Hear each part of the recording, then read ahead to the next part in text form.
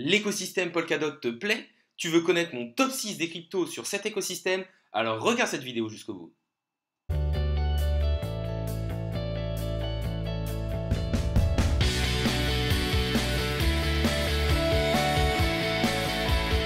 Salut à tous, c'est Inspecteur Crypto, bienvenue dans la vidéo du jour qui va tout simplement être la deuxième partie sur l'écosystème Polkadot et sur mon top 6 des cryptos les plus intéressantes dans cet écosystème. Je fais un petit rappel, un petit disclaimer, je ne suis pas conseiller en investissement financier, donc faites vos propres recherches de votre côté et surtout ce classement n'est pas exhaustif. Clairement, il y a beaucoup d'autres projets qui sont vraiment super sur l'écosystème Polkadot et autre chose, ce n'est pas parce que je vous dis qu'un projet est intéressant qu'il faut forcément se ruer dessus et aller l'acheter. Faites vraiment pour vos propres recherches, vérifiez qu'il correspond bien à votre technique d'investissement et regardez aussi le marché dans son ensemble pour savoir si c'est un bon moment ou pas pour acheter. N'hésitez pas à liker la vidéo, à commenter pour me dire ce que vous pensez de ce type de vidéo ou même faire un commentaire de référencement. Clairement, ça me fait toujours plaisir de vous lire et plus la vidéo est vue, mieux c'est pour la chaîne. N'hésitez pas non plus à vous abonner, on est plus de 5000, je voulais encore vous remercier pour tout le soutien que vous m'apportez. Mais passons tout de suite sur le thème de la vidéo du jour, à savoir la deuxième partie du classement des crypto-monnaies sur l'écosystème Polkadot. Le projet numéro 4 que je vais vous présenter est tout simplement Darwinia Network. Darwinia Network, c'est quoi? C'est tout simplement une solution de bridge cross-chain. Il va permettre de relier les blockchains entre elles de manière sécurisée et leur domaine d'application est très vaste. Il va inclure par exemple de la DeFi, des NFT cross-chain, des jeux cross-chain, etc., etc. Donc une très belle technologie qui va aussi dans l'idée d'interopérabilité de Polkadot, de créer des bridges entre les différentes blockchains au niveau de Polkadot. Donc c'est clairement un projet hyper intéressant et qui va vraiment dans l'objectif de Polkadot et c'est aussi pour ça qu'il se crée sur Polkadot. Darwinia Network est tout simplement avec son jeton Le Ring et 652e en termes de capitalisation de marché avec une market cap aux alentours des 46 millions de dollars. Donc encore une toute petite capitalisation de marché. Si on va voir au niveau de ses réseaux sociaux, on peut voir que Darwinia Network a à peu près 71 000 followers, donc c'est pas mal. Ils publient régulièrement. Clairement, ils vont aussi profiter de la hype qu'il y a sur Polkadot. On l'a vu à ce niveau-là. Vous pouvez le voir à ce niveau-là, c'est simplement qu'ils vont lancer une parachain au niveau de Polkadot. Pour l'instant, on peut voir qu'ils sont un petit peu derrière les plus gros. Ils ont levé 4200 Polkadot. Leur objectif, c'est une hard cap, c'est-à-dire de collecter au maximum 30 millions. Je pense que pour les premières, ça va être un petit peu compliqué vu les mastodontes qu'il y a devant, mais ça peut être intéressant et ça peut être aussi une manière intéressante d'essayer d'avoir des Darwinia de manière gratuite en prêtant juste ces Polkadot. D'un point de vue graphique, maintenant, ce qu'on peut voir, c'est que Darwinia est listé depuis depuis la fin 2020. On voit qu'il y avait une belle période de pump, un peu comme toutes les crypto-monnaies. Ensuite, clairement, il est descendu aux enfers en descendant en dessous de son prix de listing.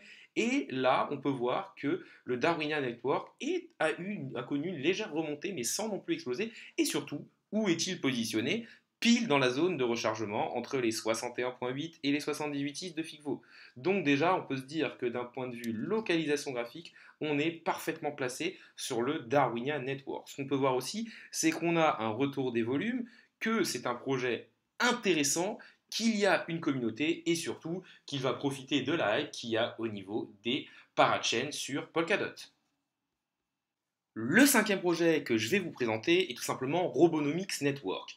Toujours dans un souci de diversification, ça va être encore une industrie différente. Robonomics Network, c'est quoi? C'est tout simplement une plateforme open source qui est utilisable pour contrôler la robotique avec la blockchain. Le but, ça va être un petit peu le monde des objets connectés, lier la blockchain avec tout ce qui est robotique. Donc clairement, c'est quelque chose dans le futur, c'est quelque chose qui va se développer. C'est un projet intéressant. Maintenant, je vous laisserai aller voir plus en détail sur leur site.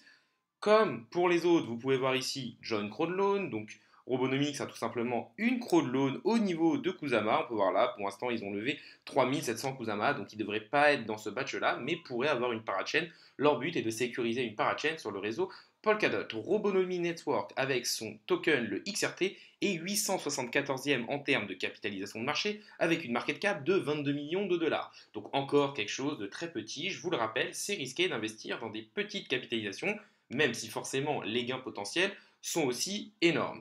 Qu'est-ce qui est intéressant au niveau du Robonomics? C'est qu'il a pour l'instant pas une énorme communauté une communauté à peine aux alentours des 30 000 followers. Et ça peut se comprendre par une chose, c'est que la robotique plus la blockchain, ça peut être un sujet assez compliqué à marketer pour attirer des personnes.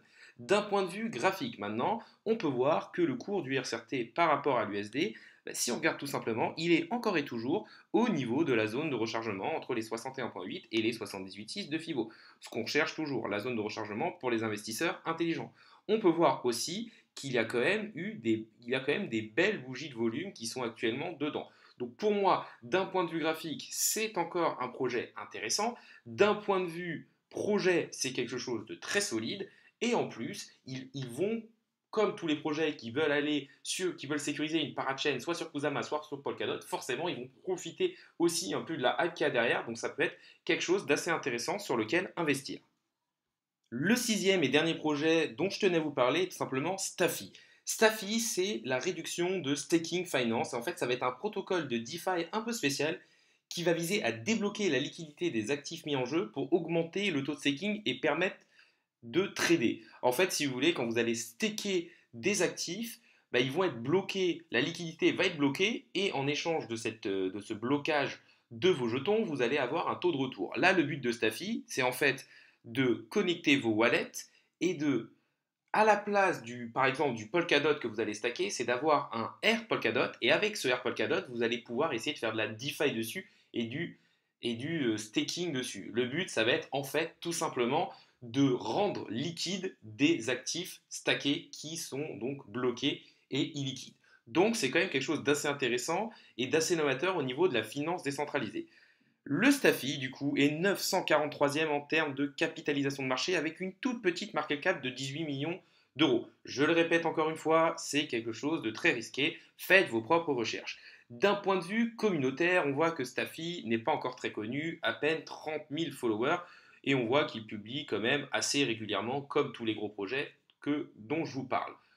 Si on va le voir d'un point de vue graphique, encore et toujours la même chose, le Staffy a eu une énorme mèche au début, mais actuellement, tout simplement, le Staffy est dans sa zone de rechargement entre les 61,8 de Fibo et les 78,6, c'est-à-dire la zone des investisseurs intelligents.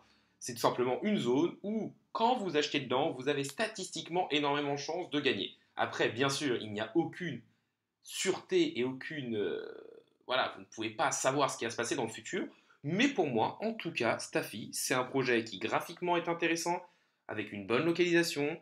C'est un projet dans l'écosystème Polkadot qui est aussi au niveau de la DeFi et qui est un projet qui, pour moi, est très novateur et très solide. Et je trouve qu'aussi, il n'a pas encore eu une énorme hype quand on voit pour l'instant sa communauté au niveau des réseaux sociaux. Donc c'est possiblement le genre de projet qui, dans une alcohol season, peut exploser. Quand on voit quand on voit aussi que depuis plusieurs semaines, voire plusieurs mois, le Staffy évolue de côté et est dans une belle période d'accumulation. Un petit bonus pour vous, c'est-à-dire d'autres cryptos qui sont intéressantes en dehors de ce top 6. Je ne sais pas si vous avez remarqué, mais toutes les cryptos dont je vous ai parlé avaient à peu près les mêmes caractéristiques, c'est-à-dire une période d'accumulation, elles étaient dans la zone de rechargement, avaient des gros fondamentaux et un gros projet derrière. Et c'était surtout toutes des crypto-monnaies listées sur des échangeurs sur lesquels vous pouviez les revendre et les échanger. Là, clairement, sur l'écosystème Polkadot, on a cette chance, entre guillemets, d'avoir des projets qui ne sont pas encore listés et qu'on ne peut pas encore échanger. Et donc, du coup, grâce au parachain, vous pouvez avoir certains projets hyper intéressants qui ne sont même pas encore listés. Il y a par exemple les gros projets comme Moonbeam qui va s'occuper de tout ce qui est smart contract au niveau de Polkadot, Akala qui va s'occuper de la DeFi au niveau de Polkadot, qui va être le numéro 1 de la DeFi au niveau de Polkadot. Vous avez beaucoup d'autres projets à ce niveau-là, mais vous avez aussi des projets au niveau de Kusama. Vous avez des projets très intéressants. Vous avez par exemple BitPioneer qui vient de gagner une parachain, qui est un projet de métaverse au niveau de Kusama. Et quand on voit la hype qui est actuellement au niveau des métaverses, et pour moi, je pense clairement que les métaverses auront une grosse période de développement dans le futur, ça peut être quelque chose de pas mal. On a par exemple Quartz, qui est une plateforme basée de vente et d'achat de NFT. Donc voilà, vous avez beaucoup d'autres projets aussi à aller creuser au niveau des parachains. Donc après, je vous laisse vous renseigner. Je vous rappelle que si dans les commentaires de la vidéo, je vois pas mal de demandes sur une vidéo pour parler plus en détail des parachains, sur leur fonctionnement, comment y participer, sur quelle parachain aller, quelles sont les caractéristiques à regarder. Du coup, je vous ferai une vidéo là-dessus. On arrive à la fin de la vidéo, donc déjà je tenais à vous dire que ce soit mon classement ou les parachains dont je vous ai parlé, il y a beaucoup de projets qui se développent sur Polkadot et c'est un écosystème qui en est qu'à ses prémices parce que justement les encarts de parachain commencent à peine. Et donc il va y avoir beaucoup de très gros projets qui vont arriver et des projets qu'on ne connaît pas encore. N'hésitez pas non plus à liker la vidéo, ça soutient la chaîne. N'hésitez pas non plus à commenter en me disant pour vous quel est le projet qui va le plus exploser.